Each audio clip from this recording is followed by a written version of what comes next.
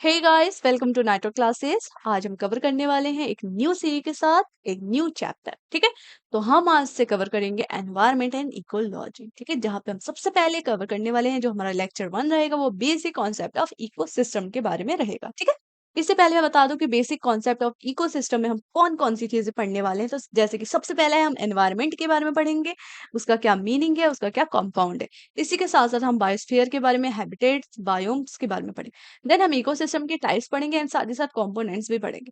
Then ecology, levels of organisation and principle of ecology. इसके साथ साथ इकोटोन जो कि फेवरेट क्वेश्चन है यूपीएससी का, इकोलॉजिकल नीच ये भी फेवरेट क्वेश्चन है, ये भी पढ़ेंगे। Then functions of ecosystem, energy flow, tropical level, food chain, web क्या होते हैं, एंड इसके साथ साथ बायो एक्यूमुलेशन क्या होता है, बायो मैग्निफिकेशन क्या होता है, ये भी करेंगे।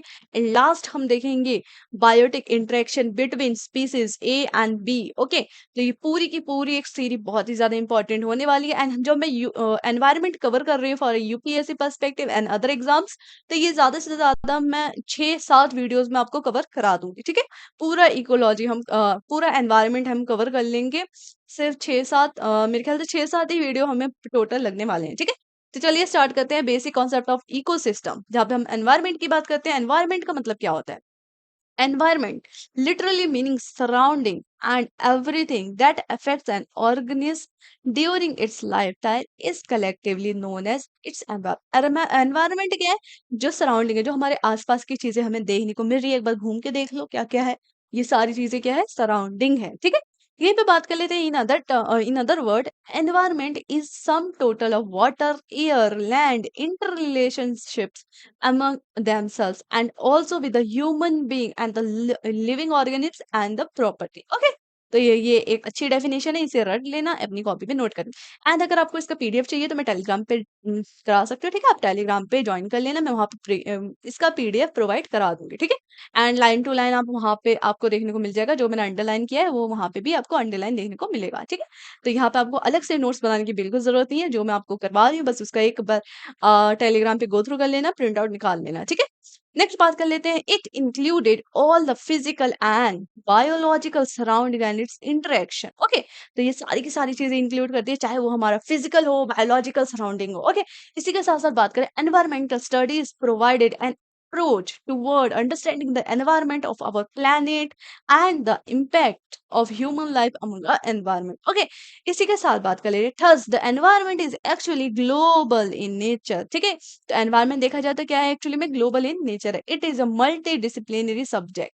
एंड जैसे कि बात करें, यहाँ पे हमें physics, geology, geography, history, economics, सारी की सारी चीजें हमें यहाँ पे देखने को मिलती है। ठीक है, एनवायरमेंट में यही पे हमने समझ लिया, एनवायरमेंट समझ लिया क्या है।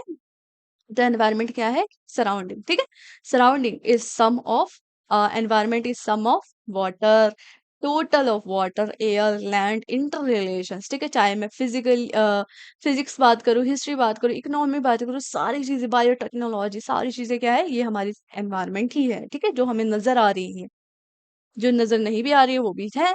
यहीं पे बात कर लेते हैं हम, स्कोप्स क्या है, scopes of environmental science. Environmental science is a multi disciplinary science. तो सबसे पहले पता चलता है कि ये क्या है, मल्टी डिसिप्लिनरी साइंस है, बिकॉज यहाँ पे बहुत सारी चीजें हमें देखने को मिलेगी। वोस basic aspects have a direct relevance to every section of the society। its main aspects are, इसका main aspects क्या है, conservation of nature and natural resources, conservation of biological diversity, यानी बचाना है हमें नेचर, नेचर रिसोर्सेज को बचाना है हमें, बायोलॉजिकल डाइवर्सिटी को कंट्रोल करना है हमें, एनवायरनमेंट के पॉल्यूशन को, साथ ही साथ हमें स्टेबलाइज करना है किसे, ह्यूमन पॉपुलेशन को, इसी के साथ साथ एनवायरनमेंट को, social issues related to and development and environment, इसे भी हमें मेंटेन करना है। एंड यहीं पे बात कर रहे हैं development of a non polluting renewable energy system and providing a new dimension to a national security। ठीक है, तो हमने देख लिया scopes of environmental science. And अब बात कर लेते हैं हम कंपोनेंट की। ठीक है, तो क्या क्या कंपोनेंट है यहाँ पे अगर देखें, तो यहाँ पे दो कंपोनेंट हमें नजर आ रहे हैं, एक है अबायोटिक, एक है बायोटिक। एंड यहाँ पे आपने बहुत बार सुना होगा कि अबायोटिक एंड बायोटिक क्या है। ठीक है, तो सिंपली बताओ, अबायोटिक होता है जो कि हमें क्लाइमेटिक फैक्टर देता है, या फिर दूसरा बोले तो एडेफिक फैक्टर। क्लाइमेटिक फैक्टर में भी क्या क्या चीजें आती है, जैसे रेन, टेम्परेचर, लाइट, विंड। ठीक है, एंड एडेफिक टेम्परे फैक्टर्स में आती है सॉइल, पीएच, मिनरल्स, टोपोग्राफी, ये सारी चीजें आती है हमारी। एंड यहीं पे हम बायोटिक फैक्टर की बात करें, जहाँ पे हम प्रोड्यूसर, कंपोजर, डिकम्पोजर्स के बारे में पढ़ेंगे, ठीक है। यहीं पे अगर प्रोड्यूसर है यानी कौन है वो, ग्रीन प्लांट, ऑटोट्रॉफ्स, ठीक है। ऑटोट्रॉफ्स जो अपना खाना खुद बनाती है। एंड कंज्यूमर कौन कौन है, प्राइमरी सेकेंडरी चीजें जो कि खाना बनी हुई चीजें लेते हैं, ये हेट्रोट्रॉफ्स होते हैं, ठीक है। यही पे बात कर लेंगे डिकम्पोजर्स कौन होते हैं, जो कि हमारी बैक्टीरिया, फंगी, सेप्ट, यहाँ पे लिखा गया है सेप्ट्रोफोर्स, ये क्या होते हैं, सेप्रोट्रॉफ्स। सेप्रोट्रॉफ्स क्या होते हैं, ये क्या करते हैं ना, जो खाना होता है ना बाहर, सड़ी गली चीजों को ना तोड़ तोड़ के खाते हैं, जैसे फंगी वगैरह हो गए, ठीक है। तो यहाँ पे हमने बात कर लिया कंपोनेंट ऑफ एनवायरनमेंट के बारे में।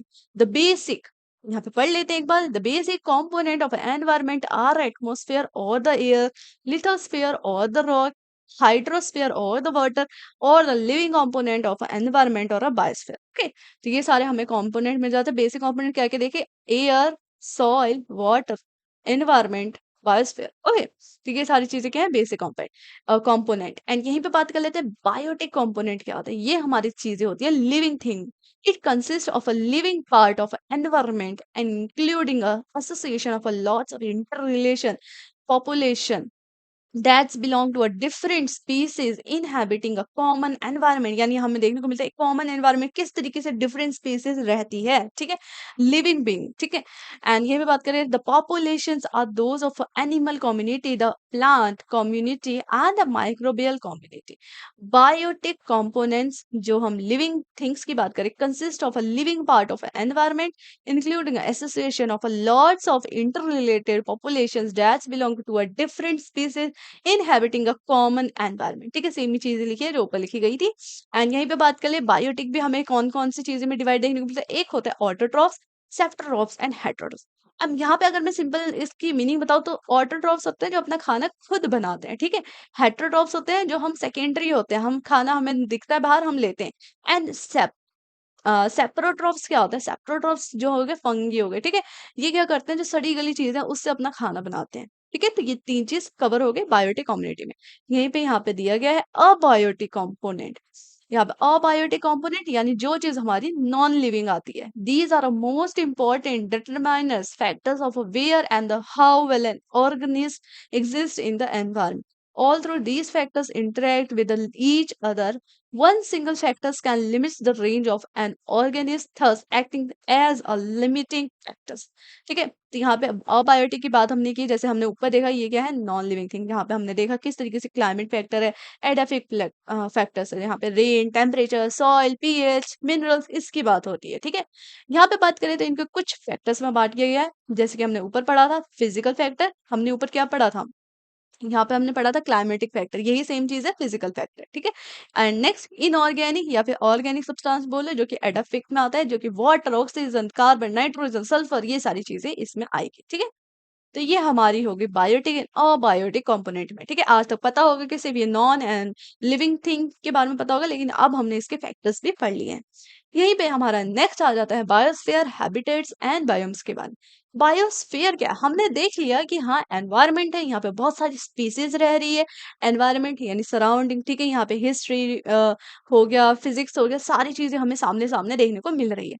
तो ये बायोस्फीयर किसे कहते हैं? बायोस्फीयर यहाँ पे एक फोटो है जहाँ पे आपको नजर आएगा, चाहे वो एटमॉस्फेयर हो, हाइड्रोस्फीयर हो या फिर लिथोस्फीयर हो, ठीक है। लिथोस्फीयर जिसे अर्थ की साइड को कहते हैं, हाइड्रोस्फीयर बायो यानी वाटर के साइड, एंड ये एटमॉस्फेयर जो कि एयर के साइड है। ये सारी चीजें अगर मिला ले तो ये क्या बन जाता है, बायोस्फीयर बन जाता है, ठीक है। यहीं पे हम अगर एक बार डेफिनेशन देख लेते हैं। A biosphere is a dead part of earth world where living things thrives and live. ये वो पार्ट है जहाँ पे जो लिविंग थिंग है यानी लिविंग बीइंग है वो रहता है, जीता है, ठीक है। It is a portion of a planet that can sustain life. यहाँ पे इंसान मतलब लाइफ जी सकते हैं वो जगह, ठीक है। और the earth has three other spheres, जहाँ पे हमें एटमॉस्फेयर, हाइड्रोस्फीयर देखने को मिलेगा, लिथोस्फीयर देखने को मिलेगा, ठीक है। यहाँ पे क्या है, तीन अदर स्फीयर्स हैं। कौन कौन सी? एटमॉस्फेयर, लिथोस्फीयर, हाइड्रोस्फीयर, यहाँ पे हमें देखने को मिल रहा है। However, not all of them are inhabited by a living thing। यहाँ पे देखा जाए तो जरूरी नहीं कि सारी की सारी चीजें जो है inhabited by living thing हो, ठीक है। कुछ कुछ portions होते हैं, जैसे कि the portions or regions were organized are found are collectively called a biosphere। And thus, it can also be said that the biosphere is a sum of all the ecosystem on earth. तो यहाँ पे ये भी हो जाता है, the biosphere is the sum of all the ecosystem of earth. Okay, तो ये हमें एक और एक रेलेवेंट पॉइंट देखने को मिल गया। ये पे बात कर लेते हैं। ये हो जाता है एक definition most important, the biosphere is a term that encompasses all the ecosystem on earth. It therefore included both non-living being हो गया and जैसे कि sunlight, water and the living organisms, ये सारी चीजें मिला के क्या होता है, बायोस्फीयर होता है। ठीक है, तो हमने देख लिया बायोस्फीयर क्या होता है। एटमॉस्फेरिक हो, हाइड्रोस्फेयर हो या फिर लिथोस्फेयर हो, यहाँ पे जितने भी living and non living things है, ये सारी चीजें मिला के क्या होते हैं, बायोस्फीयर होते हैं। ठीक है, एंड यहाँ पे देखा जाए तो एक तरह से जिंदगी है, जीने के लिए है। अब बात कर लेते हैं इसके कुछ ऑर्गेनाइजेशन स्ट्रक्चर के बारे में। ठीक है, किस तरीके से इंडिविजुअल है, देन पॉपुलेशन, कम्युनिटी, ये भी हम बाद में देखेंगे लेवल्स में। पहले हम ऑर्गेनाइजेशन देख लेते हैं, जहाँ पे हम देखने वाले हैं कि बायोम्स क्या होता है, इकोसिस्टम क्या होता है। इसका एक सिंगल लाइन डेफिनेशन आपको याद होना चाहिए। जैसे कि ऑर्गेनाइजेशन स्ट्रक्चर ऑफ बायोस्फीयर में लिखा गया है, the biosphere is mainly describe by reference of a whole life and living organisms around the earth. It consists of 5 level of organism structure. यहाँ 5 देखने को मिलता है, वो हो जाते हैं हमारे बायोम्स। अच्छा, बायोम्स क्या होते हैं? A large biosphere is divided into large part of biomes. जो एक लार्ज बायोस्फीयर है वो डिवाइड है कहाँ पे, लार्ज पार्ट ऑफ बायोम्स में। एंड बायोम्स क्या होते हैं? Scientist classify biomes into 5 different type, जैसे ठंड, grassland, forest, desert, aquatic biomes. तो हमें जो यहाँ पे ज़मीन में देखने को मिलता है, चाहे वो ठंडा हो, ग्रासलैंड, फॉरेस्ट हो, डेज़र्ट हो, ये सारी चीज़ें क्या है? तो ये सारी चीज़ें हमारी बायोम है, ठीक है? Large part of biome. यहाँ पे हमें देखने को मिल रहा है क्या-क्या चीज़ें? Grassland, forest, desert. ये भी बात करते हैं इकोसिस्टम की। Ecosystem is made up of a biological community and a physical environment. Okay? यहाँ पे हमें पता चल गया किस से बना होता है इकोसिस्टम, तो बायोलॉजिकल कम्युनिटी के साथ-साथ मिलके फिजिकल एनवायरनमेंट के साथ बना हुआ है। And so it include that both, यहाँ पे दोनों चीजें देखने को मिलेगी, चाहे वो बायोटिक है एंड अबायोटिक फैक्टर हो। The living thing and their physical environment functions together as a unit. Next आ जाता है community of species. Biological community, true, is defined as assemblage of interacting organisms, either of a same or a different species, coexisting in a particular areas and a time. जो same time में same species से belong करते हैं उसको क्या कहते हैं, community बना लेते हैं ना, तो community of species. Okay, population, population तो सबको पता ही है, बस डेफिनेशन नहीं पता होता। All the members of a particular species living in a single habitat are known as population. ठीक है, ये डेफिनेशन रट लेना। जो हमारी क्या होती है, एक पर्टिकुलर स्पीसीज जो लिविंग बीइंग होती लिव करती है एक सिंगल हैबिटेट में, उसे हम कहते हैं population. The population size can varies from a few to thousands of member. And organism की बात करें, ऑर्गेनिज्म क्या होता है? Organism are living entities of biosphere. Okay, तो ये हमारे हो गए कुछ 5 लेवल ऑफ ऑर्गेनाइजेशन स्ट्रक्चर, जहाँ पे हमें देखने को मिलता है। पहले होते हैं biome, then ecosystem, then species, then population, then organism. ठीक है, तो यहाँ पे सारी चीजें हमें देखने को मिल रहा है। ठीक है, नेक्स्ट बात कर लेते हैं इम्पोर्टेंस ऑफ बायोस्फीयर। हमने बात किया बायोस्फीयर है जहाँ पे चाहे एयर हो, लैंड हो, वाटर हो, वो सारी जगह जहाँ पे नॉन लिविंग, लिविंग थिंग, सारी चीजें क्या है, एक बायोस्फीयर के अंदर है। तो इसका क्या इंपॉर्टेंट है? The biosphere is a connection between a healthy life of a living organism and it's and there interaction. तो ये एक connection between a healthy life and healthy life. ठीक है, तो हमें देखने को मिला biosphere is a connection between a healthy life of living organism और उसी के साथ साथ उनके इंटरेक्शन के बीच। ठीक है, तो यहाँ पे बात करें next, the little change in a biosphere can cause a large impact on the leaves of living organism.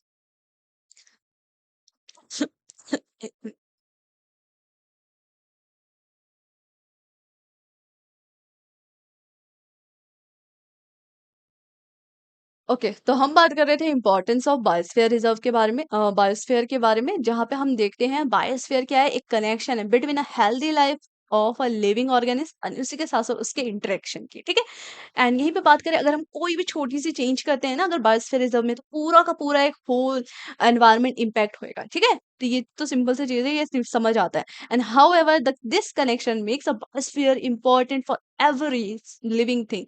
Some of them's are listed below, and कुछ के बारे में हम नीचे देखने को पड़ेंगे। ठीक है? तो यहीं पे बात कर ले जैसे कि promote lives on earth. The main reason and important of a biospheres are that it promotes lives on earth. तो यहाँ पे बायोस्फीयर रिजर्व की इंपॉर्टेंस बोलो, फीचर्स बोलो, क्या है कि वो प्रमोट करता है एक life on earth. Okay, adapting to various environmental challenges, favorable climatic conditions, and the source of energy as food. यहीं पे देखिए तो यहाँ पे कितनी सारी चीजें देखने को मिलेगी, चाहे वो एनवायरनमेंट चेंज हो, क्लाइमेटिक हो, यहाँ पे फूड हो, सारी की सारी चीजें हमें यहाँ पे देखने को मिलेगी। ठीक है, तो इसलिए ये क्या है, ये प्रमोट कर रहा है एक अच्छी लाइफस्टाइल ऑन द अर्थ। ठीक है, all the living things, all the living organisms on the earth uphold the life on earth surface। And next हम बात करने वाले हैं, ये तो ऑर्गेनिक मैटर की बात होगी, नेक्स्ट हम बात करेंगे the biosphere helps in recycling nutrition like oxygen and nitrogen to sustain life on earth. Okay, तो पहला पॉइंट हमें ये देखने को मिला, दूसरा ये मिल गया।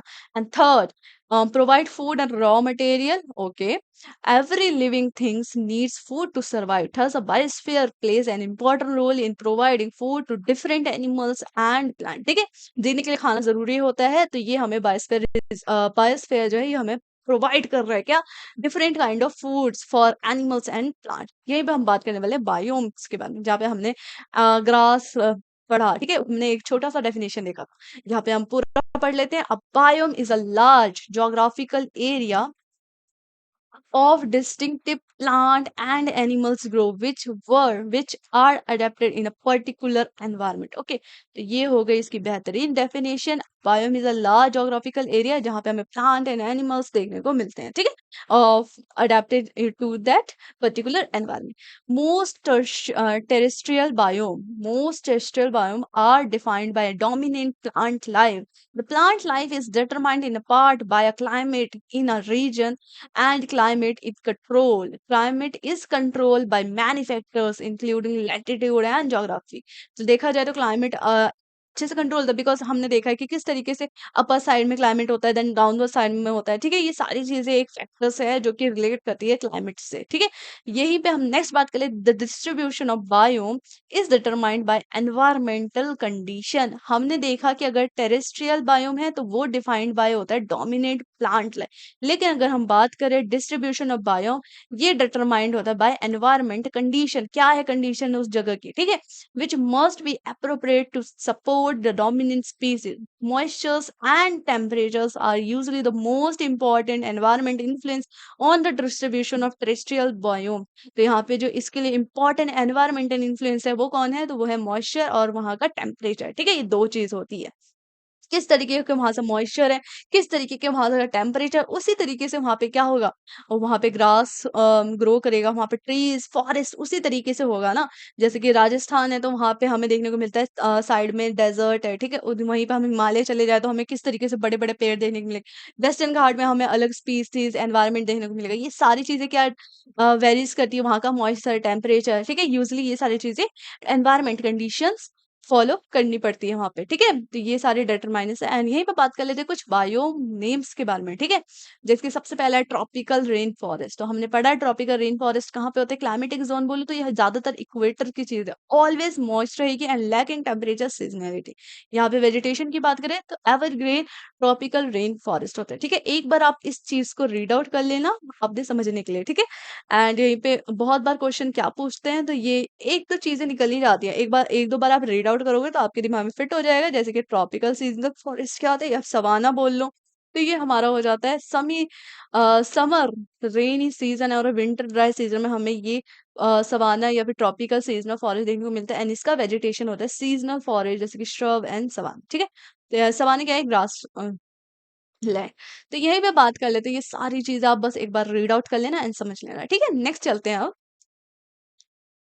टाइप ऑफ इकोसिस्टम के बारे में। अब टाइप ऑफ इकोसिस्टम क्या है, क्या वो नेचुरल है, मैन मेड, एक्वेटिक है, एक्वेटिक है तो टर्शियल कैसा होगा, टर्शियल में क्या क्या चीजें होगी। ठीक है, ये सारी चीजें तो एक बार ये देख लो आप अच्छे से। जैसे कि हमें देखने को मिल रहा है टाइप ऑफ इकोसिस्टम। ठीक है, इसके दो टाइप होते हैं, एक होता है नेचुरल, एक होता है आर्टिफिशियल या फिर मैन मेड। अगर नेचुरल है तो क्या वो टेरेस्ट्रियल एरिया वाली बात हो रही है या फिर एक्वेटिक यानी पानी वाली चीजें। अगर लैंड वाली चीज है तो वहां पे फॉरेस्ट, ग्रासलैंड, डेजर्ट आएगा। एंड यहीं पे वाटर की चीज है तो marine, fresh water. And fresh water में भी हमें दो चीज देखने को मिलते हैं, एक होता है लॉटिक एंड एक होता है लेंटिक। लॉटिक जो कि रिवर, स्ट्रीम, स्प्रिंग्स, ये सारी चीजों से रिलेट करे, एंड लेंटिक जो कि लेक, पॉन्ड, स्वamp। ठीक है, तो ये सारी चीजें हमारी क्या है, नेचुरल टाइप ऑफ इकोसिस्टम। ठीक है, यहीं पे हम इनके बारे में देख लेते हैं। नेचुरल टाइप ऑफ इकोसिस्टम के बारे में हमने देखा ऊपर। एक अच्छी सी चार्ट है, वो अपने सामने स्टडी टेबल के सामने जरूर लगा लेना ताकि याद रहे। Natural ecosystem. These ecosystems are capable of operating and maintaining themselves without any major interference by man. तो यहाँ पे देखा जाए कोई चीज नेचुरल है तो वो तो नेचुरली हुई होगी ना, उसमें वो तो इंसान ने तो कुछ भी नहीं किया होगा उसमें। ठीक है, तो यही सिंपल चीज लिखी गई है। The classification based on their habitats can further be made, जैसे कि टेरेस्ट्रियल इकोसिस्टम हो गया एंड एक्वेटिक इकोसिस्टम। टेरेस्ट्रियल जो कि लैंड की चीजें होती है, फॉरेस्ट, ग्रासलैंड, डेजर्ट। एक्वेटिक पानी की चीजें है, fresh water ecosystem, ponds, lands, river, marine ecosystems, ocean, seas, ये सारी चीजें, एस्टरीज। ठीक है, ये सारी चीजें क्या है, हमारी एक्वेटिक इकोसिस्टम है। ठीक है, इंसान ने नहीं बनाई ओशियन खोद खोद के, ये क्या है, नेचुरल ये चीज है। ठीक है, these can be further divided into two type, and इनको भी हम दो भागों में बांट सकते हैं, that is fresh water ecosystem and marine ecosystem. ठीक है, तो ये हमारी इसी की बात हो रही है, एक्वेटिक इकोसिस्टम में ही बात हो रही है। इसको भी हम दो में बांट सकते हैं, एक होता है फ्रेश वाटर, एक होता है मेराइन। फ्रेश वाटर है यानी the fresh water ecosystem is an aquatic ecosystem that includes lakes, ponds, rivers, streams, wetlands. Wetlands इनके बारे में भी हम पढ़ेंगे आगे चल के। ठीक है, these have no salt content in contrast with the marine ecosystem. Okay, तो कभी सोचा होगा कि मेराइन भी बोल रहे हैं, ये भी वाटर से रिलेटेड है, फ्रेश वाटर भी है, ये भी रिलेटेड वाटर से रिलेटेड, तो इन दोनों में डिफरेंस क्या है। फ्रेश वाटर का नाम सुन के याद करना कि ये हम लेक, पॉन्ड्स, रिवर, स्ट्रीम्स की बात हो रही है, एंड यहाँ पे हमें सॉल्ट का कंटेंट नहीं मिलेगा। ठीक है, no salt content. Okay, and अगर मेराइन है तो यहाँ पे हमें सॉल्ट का कंटेंट देखने को मिलता है। ठीक है, यहाँ पे माइनस कर देती है, माइनस सॉल्ट, यानी यहाँ पे सॉल्ट नहीं है, एंड यहीं पे मेराइन जो है यहाँ पे हमें प्लस सॉल्ट। ओके, यानी यहाँ पे सॉल्ट सॉल्ट का कंटेंट देखने को मिलेगा। एंड मेराइन की बात करें, marine ecosystem include seas and oceans. ठीक है, यहाँ पे हमें देखने को मिलता है large salt content and greater biodiversity in comparison to fresh water ecosystem. अगर यूपीएससी में स्टेटमेंट आ जाए कि मेराइन इकोसिस्टम का लार्जेस्ट ग्रेटर बायोडाइवर्सिटी है in comparison to a fresh water ecosystem, तो ये हमारा एकदम सही है। ठीक है, नेक्स्ट बात कर लेते हैं अब नेचुरल के बारे में। नहीं, नेचुरल तो हो गया, अब बात कर लेते हैं आर्टिफिशियल के बारे में। Artificial ecosystem these are maintain by man. ये तो हमें सिंपल से पता है, अगर कोई चीज आर्टिफिशियल यानी वो इंसान के द्वारा बनाई गई। These are manipulated by man for different purpose, example cropland, artificial lakes हो गए, यहीं पे रिजर्वर्स हो गए, टाउनशिप हो गए, सिटीज हो गई, ये सारी क्या है, आर्टिफिशियल इकोसिस्टम है। ठीक है, नेक्स्ट बात कर लेते हैं इकोलॉजी, एंड इसके बाद हम लेवल्स पे चलेंगे, देन प्रिंसिपल भी पढ़ लेंगे। इकोलॉजी क्या है, ecology is a study of relationship between living organism including human and their physical environment. ठीक है, तो ये क्या है, एक study of relationship between living organs, चाहे वहां पे ह्यूमन हो और इसके फिजिकल एनवायरनमेंट चीजें हो। It seeks to understand the vital connection between plant and animals and the world around them. ठीक है, किस तरीके से बिहेव कर रहे एक एनिमल, प्लांट हो या फिर लिविंग बीइंग हो अपने सराउंडिंग के साथ। ठीक है, तो ये चीजें हमारी इकोलॉजी में है, एक स्टडी।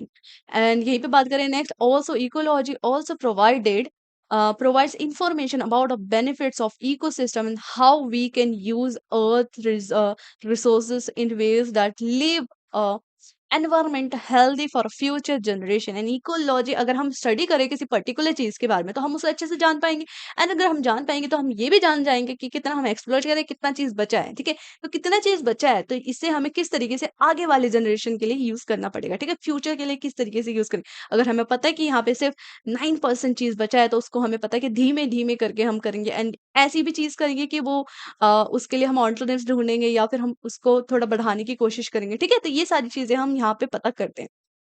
अर्थ रिसोर्सेस, ये हो गए। In term ecology was coined by German zoologist जिसका नाम था इर्नेस्ट हैकेल। ठीक है, इन्होंने पहला टर्म इकोलॉजी का दिया था इन 1866।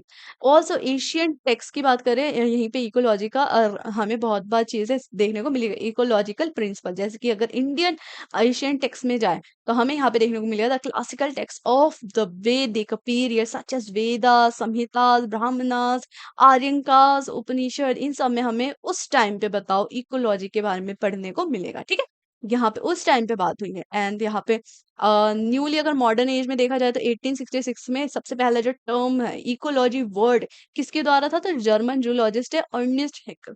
यहीं पे नेक्स्ट आ जाता है further conceptual understanding of ecology is found in a broader details of studies including, जैसे कि लाइफ प्रोसेस हो गया, ये सारी चीजें मैंने अभी अभी बताई, कितना चीज बचा है, क्या बचा है, ठीक है, ये सारी चीजें।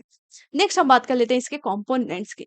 Ecology mainly involves the study of biotic and abiotic factors with the environment.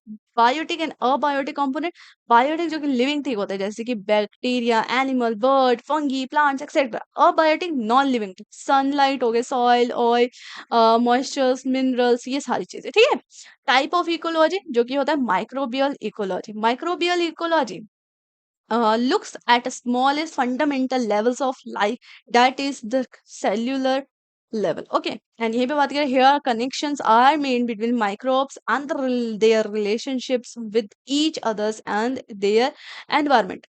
ये पे देखा जाए माइक्रोबियल्स, तो माइक्रोबियल्स क्या होता है, एकदम छोटी छोटी चीज है जो कि हमें देखने को मतलब आंख से देखा तो दिखेगी भी नहीं है, इससे हम देख सकते हैं। तो ये छोटी छोटी चीजें क्या होती है, छोटी फंडामेंटल लेवल्स ऑफ लाइफ होती है। ठीक है, एकदम छोटे सेल्स। ठीक है, तो ये किस तरीके से कनेक्शन बनाती है between microbe and the relationship with each other and their environment. Okay, ये भी बात करें in this particularly environment in the analysis of evolution connection and the events leading to existence. Next बात कर लेते हैं, और भी टाइप है यहाँ पे, जैसे कि बिहेवियर इकोलॉजी हो गया, पॉपुलेशन हो गया, कम्युनिटी हो गया, और इकोसिस्टम इकोलॉजी हो गया, ग्लोबल इकोलॉजी यानी जिसमें हम बायोस्फीयर भी कहते हैं। तो ये सारे टर्म बस एक बार आप रीड कर लेना, यहाँ पे कुछ ज्यादा समझने वाली चीज नहीं है। ठीक है, एंड नेक्स्ट हम पढ़ने वाले हैं लेवल्स के बारे में, किस तरीके से लेवल है। ठीक है, इंडिविजुअल क्या है, इंडिविजुअल एक पर्सन। ठीक है, यहाँ पे हम माइक्रो में एक इंडिविजुअल की बात करते हैं ना, इसी तरीके से इंडिविजुअल स्पीसीज यानी एक ऑर्गन, यहाँ पे देखने में एक और। ठीक है, organism in this level has ability to act और function independently.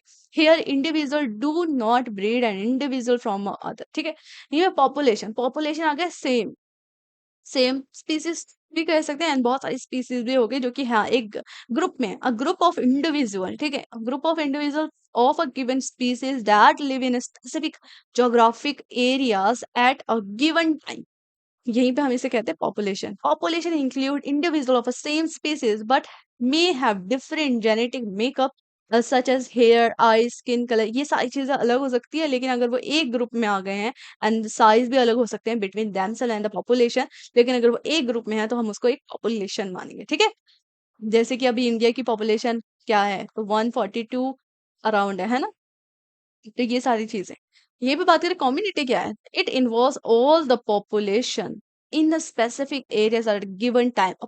Community includes populations of organisms of different species. These are generally named after a dominant plant species. ठीक है, तो यहाँ पे हमें देखने को मिला किस तरीके से इंडिविजुअल आया, पॉपुलेशन आया, फिर कम्युनिटी है, कम्युनिटी जहाँ पे हम इंसान, पेड़, जानवर, ये भी देखेंगे। ठीक है, एंड इकोसिस्टम, इकोसिस्टम जहाँ पे हम पत्थर वगैरह यानी नॉन लिविंग चीजें भी देखेंगे। Ecosystem is including more than a community of living organ, जहाँ पे बायोटिक एंड अबायोटिक दोनों चीजें हमें देखने को मिलेगी। Everything that lives in an ecosystem is dependent on the other species and elements that are also a part of ecology community। यहीं पे बात करें नेक्स्ट बायोम आ जाते हैं। ठीक है, बायोम जहाँ पे यहाँ पे फोटो देखने को मिल रहा होगा आपको, ये रहे। बायोम में क्या है, biome is a set of ecosystem sharing similar characteristics with their abiotic factor adapted to their environment. And यहीं पे बायोस्फीयर रिजर्व जहाँ पे सारी चीजें आती है, लिथोस्फीयर हो गया, एयर, यहीं पे एयर, लैंड, वाटर, तीनों चीजें। ठीक है, तो ये सारी चीजें हमारी हो गई टाई levels of organisation, organisation. Yes, next बात कर लेते हैं प्रिंसिपल्स के बारे में। Evolution organise ecological system into hierarchy. ठीक है, तो यहाँ पे कुछ प्रिंसिपल्स हैं इकोलॉजी में, जैसे कि the sun is ultimate source of energy for most ecosystem, ठीक है। तो बहुत सारी ऐसी चीजें हैं जिसके लिए सन क्या है, एक सोर्स ऑफ एनर्जी है, यहाँ पे लिखा गया। यहीं पे बात करें, organisms are chemical machines that runs on energy. यहीं पे chemical nutrition cycle repeated while energy flows through an ecosystem. तो ये सारी चीजें क्या है, एक प्रिंसिपल्स ऑफ इकोलॉजी, इसको बस जस्ट रीड आउट करना, ठीक है। नेक्स्ट चलते हैं हम इकोटोन के बारे में। तो इकोटोन क्या होता है? Ecotone is a transitional area of vegetation between two different plant communities such as forest and grassland। यानी ये एक ट्रांजिशनल एरिया है, जैसे कि आप देख रहे हैं यहाँ पे ट्रांजिशनल एरिया, ये वाली एरिया जहाँ पे बिटवीन किन किन के बीच, plant community and such as forest grassland, इनके बीच वाली जो एरिया है, ये एरिया को हम कहते हैं इकोटोन, ठीक है।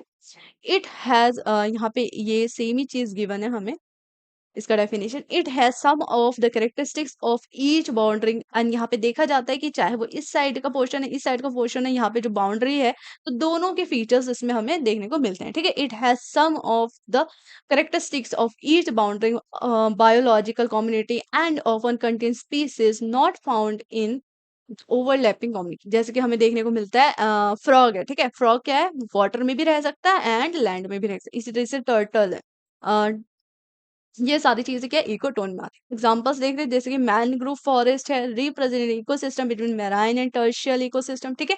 इसी के साथ साथ ग्रास लैंड हो गया। ग्रास लैंड कैसे है, बिकॉज ये डेजर्ट एंड फॉरेस्ट दोनों से रिलेट करता है। एंड एस्चुरीज, एस्चुरीज किस तरीके से, कि बिकॉज ये सॉल्ट वाटर के साथ साथ हमें फ्रेश वाटर भी देखने को मिलता है, ठीक है।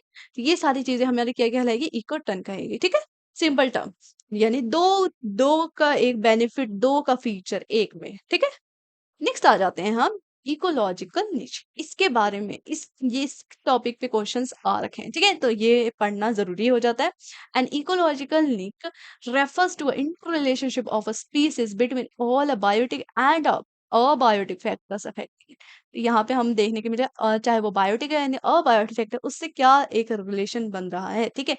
It describe how an organism or a population responds to distribution of resources and competitors। यानी अगर एक स्पीसीज है तो वो दूसरे के सामने किस तरीके से बिहेव करेगा, उसका क्या रिस्पॉन्स होगा, ठीक है। For example, by growing when resources are abundant and when predators parasites, and ये सारी चीज मैं आपको बाद में भी पढ़ाऊंगी जब हम स्पीसीज ए एंड बी के बारे में पढ़ेंगे, ठीक है। यहाँ पे एक factor and how it alters those same factors, for example limiting access to resources by other organisms, acting as a food sources of predators and a consumer of prey। A niche is a unique for a species, which means, इसका क्या मतलब, no two species have exact identical natures, ठीक है।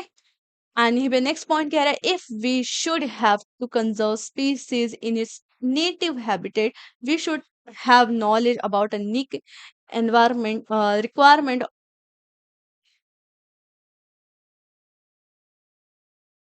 तो यहाँ पे देखा जाए नीच क्या है, तो एक ऐसी स्पीसीज जिसका एक यूनिक फैक्टर है, ठीक है। अगर वो दो स्पीसीज में देखा जाए तो दोनों को मिला के भी वो एक ऐसा आइडेंटिकल फीचर का बन रहा है कि ना समझ आ रहा है कि ए स्पीसीज से बिलोंग कर रहा है, ना समझ आ रहा है बी स्पीसीज से बिलोंग कर रहा है। ऐसी जो स्पीसीज है इसको हमें कंजर्व करना चाहिए, ठीक है, बचाना चाहिए। वी शुड हैव नॉलेज, इसके बारे में हमें जानकारी भी होनी चाहिए about the niche requirement of the species and should ensure that all requirement of niches are fulfil, okay. यहीं पर अगर क्लैरिफाई कर ले एक बार, नीचे एंड हैबिटाट के बारे में डेफिनेशन पढ़ लेना। हैबिटाट मतलब जो बहुत सारे नीचेस यहाँ पे इन्वॉल्व होते हैं, ठीक है। यहीं पे बात कर लेते हैं इकोलॉजिकल पिरामिड के बारे में। पिरामिड से रिलेटेड क्वेश्चंस आते ही हैं, जैसे कि हमें देखने को मिल रहा है, सबसे पहला है पिरामिड ऑफ नंबर्स। जब पिरामिड्स ऑफ नंबर्स है तो ये हमें इस तरीके से मिलेगा, ठीक है। जहाँ पे हम ऊपर टर्शियल कंज्यूमर आएगा, देन सेकेंडरी, प्राइमरी, प्रोड्यूसर, ठीक है। यहाँ पे देखने को मिलेगा कि प्रोड्यूसर बहुत सारे हैं, देन कंज्यूमर, देन सेकेंडरी इसको खाने वाले, देन इसको खाने वाले, ठीक है। तो ये सारी चीजें हमें देखिए पिरामिड ऑफ नंबर। अब जैसे कि नीचे हमें देखने को मिला grass land ecosystem, only the top three carnivores are supported in an ecosystem based on a product of plants। Next बात कर लेते हैं पिरामिड ऑफ बायोमास के बारे में, ठीक है। This shape this shows a sharp decrease in a biomass at higher levels trophic levels यहाँ पे देखने को मिल रहा है। ये है एनर्जी पिरामिड, जहाँ पे हमें प्राइमरी प्राइमरी कंज्यूमर, यहाँ पे प्रोड्यूसर, कंज्यूमर, कंजप्शन, यहाँ पे सारी चीजें हमें देखने को मिल रही है कि शार्प डिक्रीजिंग फॉर्म में, ठीक है। Biomass refers to a total weight of living matters per unit area. Biomass क्या है कि उसका total weight of living matter per unit area. In an ecosystem the biomass decreases from the producer level to a consumer level. In a grassland the biomass of grasses is a maximum and it gradually decreases toward a consumer level। Okay, next बात कर लेते हैं most important inverted pyramid. इस तरीके से देखने को मिलेगा, ठीक है। The pyramid of biomass is inverted in the pond and lake. And अगर क्वेश्चन पूछ ले कि इन्वर्टेड पिरामिड कहाँ कहाँ देखने को मिलता है, तो वो हो जाता है पॉन्ड्स एंड लेक्स में। ओके, अब बायोमास ऑफ फाइटोप्लांटेज, ये क्या है, फूड है किसका, फिश का, is less as compared with that of a small herbivorous fish that feed on these producers। Okay, the biomass of large carnivorous fish that depends on small fishes is still greater। Okay, तो यहाँ पे ये आपको देखने को मिल रहा है inverted bio pyramid. And the next one, pyramid of energy, जो कि हमें इस तरीके से रिलेट होगा, प्रोड्यूसर देन अप ऊपर के फॉर्म में डिक्रीज करता हुआ, ठीक है। एंड ये भी हमारा क्या है, chemical energy transfer from kinetic energy, इस टाइप से हमें पिरामिड ऑफ एनर्जी देखने को मिलेगा। नेक्स्ट आ जाते हैं energy flow. What is energy flow? Energy flow is a flow of energy through a living thing with in ecosystem. यहाँ पे अगर सिंपल फॉर्म में बताऊं तो यहाँ पे एक हमारे महान हस्ती थे, वो कहते हैं कि अगर कोई, मान लो ये जानवर है, ठीक है, अगर इसने बहुत सारी चीजें खाई है, तो मान लो इसकी अभी एनर्जी 10% है, ठीक है। तो यहाँ पे दूसरा है, ये अगर इसको खाता है, इसका जो सिर्फ 10% एनर्जी होगा, ये जाएगा इसके पास, ठीक है। अगर ये 10% इसके पास जाएगा, मतलब इसकी तो 100% हुई ना, तो ये फिर नेक्स्ट जाएगा, तो ये इसका 10% देगा। यानी 10% थ्योरी भी इन्होंने ही इन यहीं पे हमें देखने को मिलेगी एनर्जी फ्लो में, ठीक है। तो एक बार रीड आउट कर लेते हैं सारी चीजें, जैसे कि हमें देखने को मिला, energy flow is a flow of energy through living thing which an ecosystem. A flow of energy consists is vitally important in the thriving of a life on Earth। Nearly all the energy in Earth ecosystem, चाहे वो originated within the sun हो, once this solar energy reaches Earth, it distributed among ecosystem is extremely complex manner। Energy is a basic force responsible for all metabolic activities। यहीं पे सच बात करें, जैसे कि flows from producer to top consumer, यहीं पे हमें यूनिडायरेक्शनल एनर्जी देखने को मिला है, यूनिडायरेक्शन इन नेचर देखने को मिलता है एनर्जी फ्लो, ठीक है। यहीं पे हम नेक्स्ट बात कर ले, unidirectional flow of energy and successive loss of energy as it travels up a food web are patterns in energy flows that are governed by thermodynamic, which is theory of energy exchange between systems। And the next, how does energy move from a trophic levels? यहीं पे जो मैं आपको ऊपर बता रही थी, किस तरीके से 10% की बात होती है कि वो एनर्जी दूसरे में फिर जाता रहता है, ठीक है। तो ये यहाँ पे समझाया गया किस तरीके से एनर्जी मूव होती है between a trophic level. Energy can passes from one trophic to the next when organism molecules from an organism body are eaten by another organism. जब एक दूसरे को ईटन, मतलब एक को कोई दूसरा ईटन कर रहा है, तो वहां पे उसका 10% एनर्जी स्टोर होके जा रहा है, ठीक है। उसका 100 बन रहा है, देन ये 10% दे रहा है उसको, ठीक है, देन 10% दे रहा है, यानी फिर उसका 100 बन रहा है, यानी वो 10% जा रहा है, ठीक है। इस तरीके से हमें देखने को मिलेगा एनर्जी मूव करते हुए। नेक्स्ट बात कर लेते हैं trophic levels, food chain, food. अब फूड चेन क्या होता है? फूड चेन सिंपल बताऊं, फूड चेन यानी ये है, इसके ये इसको खाएगा, ये इसको खाएगा, ये इसको खाएगा, ये एक चेन बना हुआ है, ठीक है। यहीं पे बात करें फूड में, जैसे रैट, स्नेक, ह्यूमन, हैन, ये सारी चीजें इस तरीके से होगी कि ये इसको खाएगा, इसको खाएगा, इसको खाएगा, बहुत सारी चीजें घूमती घूमती घूमती, ठीक है। तो ये हो गया फूड वेब।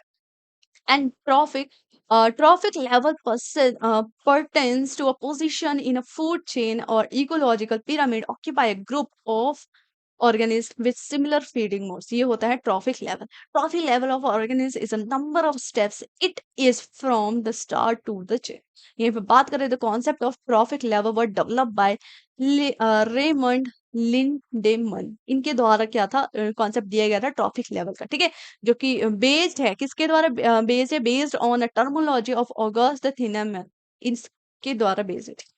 ये पे बात कर लेते हैं, the trophic levels are shows is a series और अ सक्सेसिव और to represent the flows of food energy and feeding relationship between that. तो यहाँ पे जो ये थे रेमंड साहब, यही हमें एक कॉन्सेप्ट देते हैं, ये एक और कॉन्सेप्ट देते हैं जो कि है फ्लो ऑफ फूड एनर्जी का, ठीक है, जो कि 10% वाला है। यहीं पे बात कर लेते हैं कैटेगरीज के बारे में। ये जो कैटेगरीज है हमारा ट्रॉफिक लेवल वाला ही है, ठीक है। यहीं पे ट्रॉफिक लेवल में हमें ऑटोट्रॉफिक मिलते हैं, हेटेरोट्रॉफिक। ऑटोट्रॉफिक जो अपना खाना खुद बना रहे हैं, खुद, ठीक है। एंड यहीं पे हेटेरोट्रॉफिक जो बना हुआ खाना बस खाने का काम कर रहे हैं, जो आलसी, ठीक है। यहीं पे बात करें ऑटोट्रॉफिक्स, जो कि organisms that can produce organic material from inorganic matter, and since they can make their own food and do not need to feed on other organisms, that they are also referred to as a producer of an ecosystem. Okay, तो इनके बारे में हो गया। And अब बात करें heterotroph, जो कि मैंने बताया कि ये खाना बना बनाया बस खाते हैं, ठीक है। यहीं पे बात कर लेते हैं हेटेरोस में। Unlike autotrophs, they do not have a ability to manufacture their food from inorganic resources. Thus, they hunt or gather from on or। यहाँ पे बात कर लेते हैं जैसे बना बनाया हुआ, ठीक है। प्राइमरी कंज्यूमर कौन हुआ? These comprise of plant eating, जो कि हर्बीवोरस, ठीक है। सेकेंडरी कौन हुआ? प्राइमरी कंज्यूमर को जो फीड करे। टर्शियरी कौन हुआ? जो कि सेकेंडरी को कर रहा है। फाइनल क्या हुआ? फाइनल जो डेड हो गया, फाइनल ग्रुप रिसोर्सेज सीड्स और डेड ऑर्गेनिज्म को खा रहे हैं, ठीक है। तो ये सारी चीजें होती है एक सीरी में दिया गया हेट्रोट्रॉफ्स। नेक्स्ट बात कर लेते हैं food chain and food web. Food chain मैंने आपको बताया एक चेन ऐसे जा रही होगी, फूड चेन है। फूड वेब यानी ये इससे ये इससे ये इससे इस तरीके से खाएगा, ठीक है। यहाँ पे किस तरीके से है, चाहे वो हैंड हो कुछ भी हो। Food chain is a feeding hierarchy in which organism in an ecosystem are grouped into top. ये सारे बस एक डेफिनेशन दी हुई है, आप रीड आउट कर सकते हैं food chain and food web के बारे में। नेक्स्ट यहाँ पे food chain and food web, यहाँ पे फूड वेब, इसके बीच डिफरेंसेस है, तो इसको अच्छे से रट लें। बिकॉज अगर एग्जामिनर पूछ रहे food chain and food web के बारे में मेंस में, तो आप अच्छे से रिलेट कर पाओ, ठीक है। नेक्स्ट बात कर लेते हैं बायो एक्यूमुलेशन के बारे में। बायो एक्यूमुलेशन क्या होता है? Bio accumulation is the gradual accumulation of substances such as pesticides और द अदर केमिकल, ठीक है। बायो एक्यूमुलेशन है यानी अदर पेस्टिसाइड्स एंड केमिकल चीजें हो गई, ठीक है। ये सारी चीजें क्या है? Bio accumulation. यानी किस तरीके से टॉप प्रेडेटर मैमल होगा, देन मैमल, फिश, ज़ूमैटिक, फाइकोफ्लैंट्स, इस तरीके से। यहाँ पे सिंपल सा छोटा सा दिया गया है कि bio accumulation increases in population concentration on concentration in one organism over life time. And यहाँ पे हमें बायो मैग्निफिकेशन अपर वर्ड में देखने को मिलेगा, ठीक है। It occurs when organism absorb a substance at a rate faster than at which substances is lost or eliminated by, यहाँ पे अलग अलग था ये, बायो कैटाबोलिज्म एंड एक्सक्रीशन, ठीक है। तो ये हो जाते हैं, जो लास्ट में हमें एट द एंड देखने को मिलेगा वो क्या होगा? Bio accumulation. And thus and no, the longer the biological half life of a toxic substance, the greater the risk of chronic poisoning, even if environmental levels of a toxin are not very high. Okay, तो यहाँ पे बात होगी bio accumulation के। And next बात होती है bio magnification. Bio magnification जो है, जिनको हम दूसरे नाम से जानते हैं, चाहे वो बायो एम्प्लीफिकेशन हो या फिर बायोलॉजिकल मैग्निफिकेशन हो। यहाँ पे क्या बात हो रही है? यहाँ पे बात हो रही है कंसंट्रेटेड टू अ टॉक्सिन, ठीक है। जैसे कि पेस्टिसाइड्स हो गए, टिश्यूज ऑफ टॉलरेंट चीजें होगी, ये सारी चीजें जो कि हमें high level in the food chain में देखने को मिलती है। एंड यहीं पे बात करें persistence and food chain energetic, ये सारी चीजें क्या है?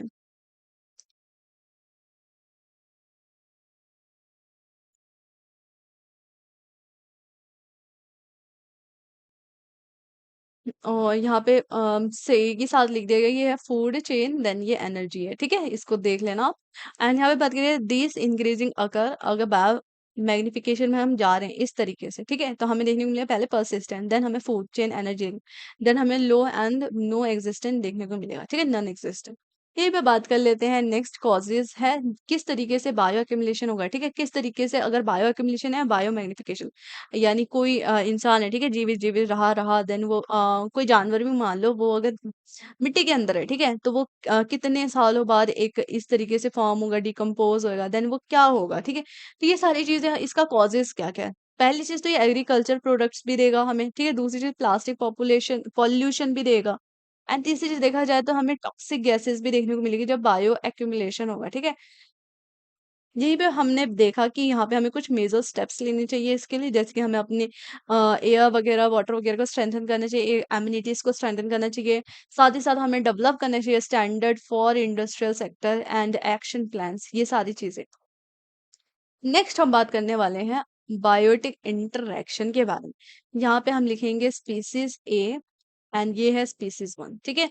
एंड बहुत बार एग्जामिनर बोलता है कि म्यूचुअल पैरासिटेज स्पीसीज का क्या मतलब है, हार्म, डेड, क्या क्या चीजें। तो यहाँ पे आपको सिंपल सा ये चार्ट बनाना है। यहाँ पे है बेनिफिट, पहला है बेनिफिट जहाँ पे मैं साइन दूंगी प्लस का,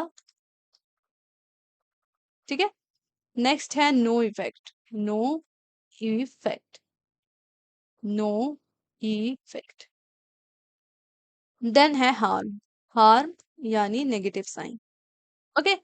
यहाँ पे बात कर लेते हैं, अगर एक स्पीसीज को बेनिफिट हो रहा है दूसरे स्पीसीज को भी बेनिफिट हो रहा है तो इसे कहते हैं म्यूचुअल लिस्ट, ठीक है। एंड यही बात करो, अगर एक स्पीसीज को बेनिफिट हो रहा है और दूसरे को कुछ भी नहीं हो रहा है तो इसको कहेंगे हम कॉमन सिलिज्म। एंड अगर दोनों को कुछ भी नहीं हो रहा है, ना ही इफेक्ट हो रहा है एक को, ना ही दूसरे को इफेक्ट हो रहा है, तो इसे कहेंगे न्यूट्रलिज्म। एंड एक को कोई भी इफेक्ट नहीं हो रहा है लेकिन दूसरे को हार्म हो रहा है तो इसे कहेंगे एमेंसलिज्म, ठीक है। दोनों को हार्म हो रहा है, दोनों स्पीसीज में हार्म हो रहा है तो कहेंगे कॉम्पिटिशन, ठीक है। अब आ जाता है मेन, अगर मैं बोलूं कि एक को बेनिफिट हो रहा है दूसरे को हार्म हो रहा है तब क्या कहेंगे, तब हम कहते हैं पैरासिटिक,